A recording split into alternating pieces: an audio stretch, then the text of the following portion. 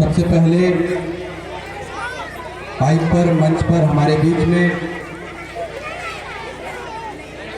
जिन्होंने हमें बोलना सिखाया, जिन्होंने हमें पढ़ना सिखाया, जिन्होंने दुनिया क्या चीज है वो उन्होंने बताया।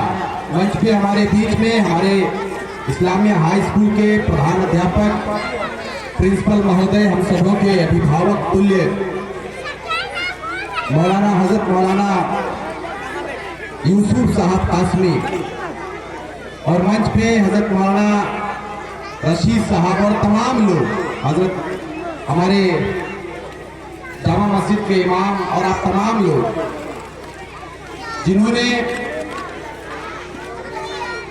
आज गणतंत्र दिवस के शुभ अवसर पर, इस पाक मौके पर आपने ये निर्णय लिया कि इस प्रांगण में, इस विद्यालय के प्रांगण में एक साथ मिलकर गणतंत्र दिवस मनाएंगे।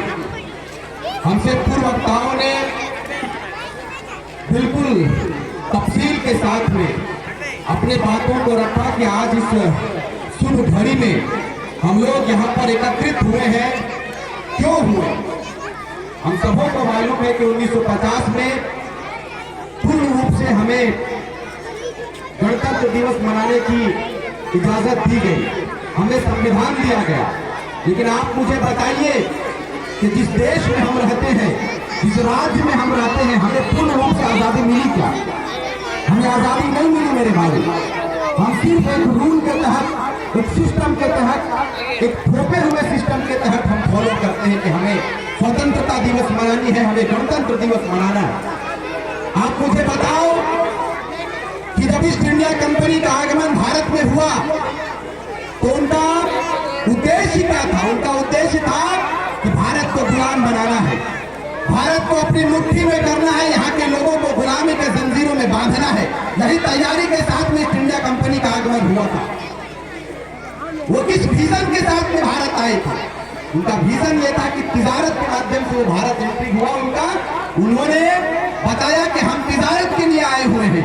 लेकिन यहाँ पर जब ईस्ट इंडिया कंपनी का आगमन हुआ, उन्होंने देखा कि भारत के लोगों को आज आसानी के साथ में जंजीरों में बांधा जा सकता है, यहाँ के लोगों को आसानी के साथ में गुलाम बनाया जा सकता है। हमारी कमजोरी है।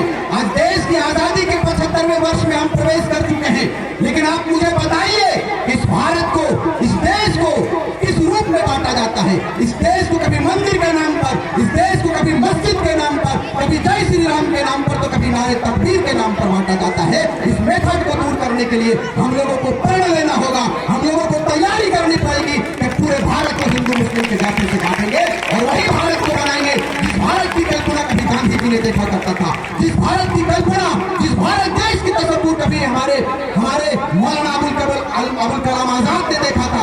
आप मुझे बताइए इस भारत देश में सभी योद्धाओं ने, सभी जितने भी देश में हमारे लोगों ने चला, चाहे सिकंदर हो, चाहे बाबर हो, चाहे जो भी हो, सबों ने इस देश को गुलाम बनाने की तैयारी में थे।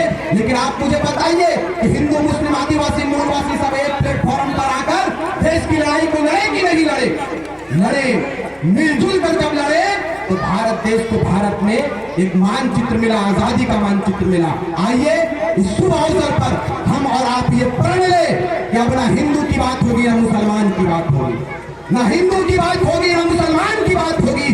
जो इस भारत माता की, भारत की माटी की बात करेगा उसी की जय जयकार होगी, उसी की जय जयकार होगी।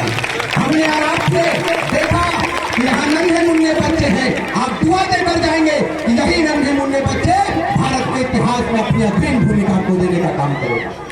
आज हम यदि बोलते हैं और आपके आशीर्वाद को, आपकी दुआ को लेते हुए ये राज्य के लिए हमने चला है, इस राज्य को हमने परिचय देने के लिए आपके दुआ को शामिल हाल रखते हुए इस राज्य की लड़ाई के लिए चले हैं हम।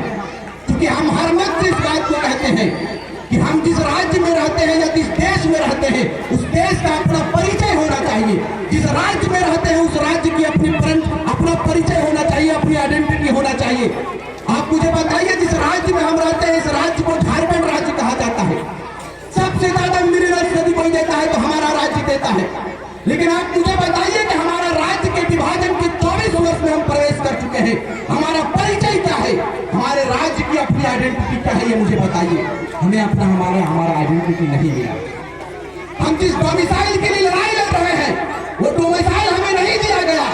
आप यदि बिहार राज्य की बात करेंगे, जब ये राज्य संयुक्त बिहार में हुआ करता था तो हम लोग बिहार राज्य के कहलाते थे, लेकिन ये राज्य का विभाजन का उद्देश्य क्या है, इस राज्य का विभाजन का मकसद क्या है, मुझे आप बताइए।